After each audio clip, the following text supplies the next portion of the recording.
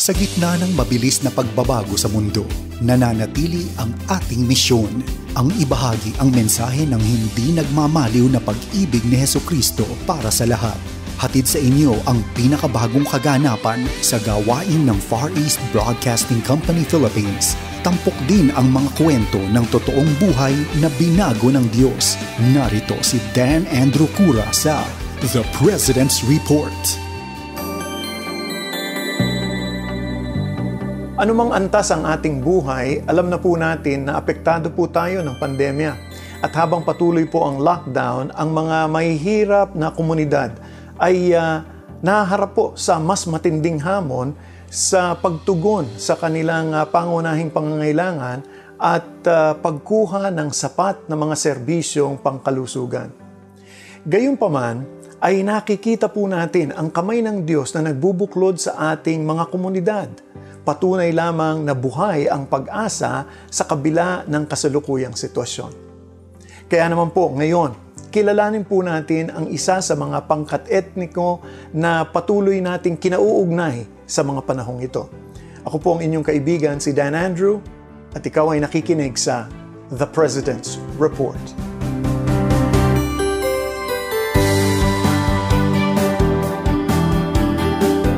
Kapag narinig po ninyo ang salitang Badjao, maaaring naiisip po ninyo ang tribong naninirahan sa karagatan ng Mindanao. O di kaya naman, ang mga taong nakikita natin sa mga kalye na karaniwang mga pamilya na may maliliit na mga bata na humihingi ng limos sa mga pampublikong sasakyan. Ang pangalang Badjao ay ang ibig pong sabihin doon ay isang tumutukoy sa pangkat ng mga taong naninirahan sa baybayin ng Sulu. Ang tanong po, paano sila napunta sa lansangan ng Metro Manila, daang-daang kilometro ang layo mula sa kanilang katutubong tahanan? Dahil ito sa kanilang uri ng pamumuhay kung saan po ay naglilipat-lipat sila ng lugar sa paghanap ng pagkain, kabuhayan at proteksyon mula sa mga banta sa labas ng kanilang pangkat. Habang ang bansa ay umuunlad sa industriya, marami pong mga tao mula sa mga kanayunan ang lumilipat sa lungsod. Sa kaso po ng mga Badjao, ang pangunahing dahilan na nagdala sa kanila sa mga lungsod ay ang paglaganap ng malaking pabrika ng mga pangisdaan at ang paglago ng turismo na nagbigay banta sa kanilang kabuhayan at ng kanilang tahanan. Ang nakalulungkot pa rito ay dahil sa kawalan ng pangunahing edukasyon, naging mas mahirap po para sa katutubong Badjao na umangkap sa buhay dito sa lungsod. Sa kasalukuyan po, ang Badjao ay tinuturing na pinakamahirap na pangkat etniko sa Pilipinas kahit na sa kanilang katutubong bayan o sa panibagong lungsod na kanilang tinitirhan.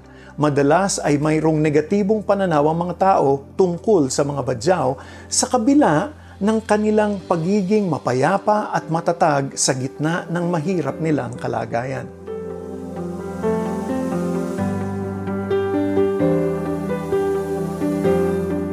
Nobyembre noong nakaraang taon, isang pamayanan ng mga Badjao sa Santiago City, Isabela ang kinailangang lumikas mula sa kanilang tirahan malapit sa ilog dahil sa biglaang pagbaha dulot ng bagyong Ulysses. Sa tulong ng iba't ibang mga organisasyon, simbahan at individual, abay nailunsad ng 1143 DZMR ang Alalay Buhay, isang relief operations para matulungan ang komunidad ng Badjao na naapektuhan po ng baha. Ang nakatutuwa po rito ay dahil sa biyaya ng Diyos, naging daan ito upang ipakilala ang ebanghelyo sa kanila.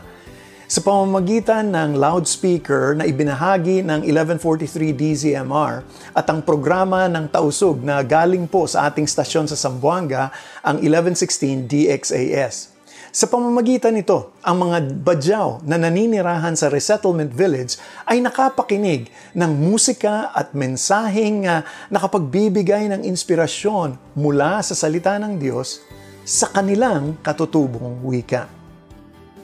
Noong nakaraang buwan, bumalik ang 1143 DZMR sa kanilang komunidad para naman sa isang feeding activity para sa mga bata.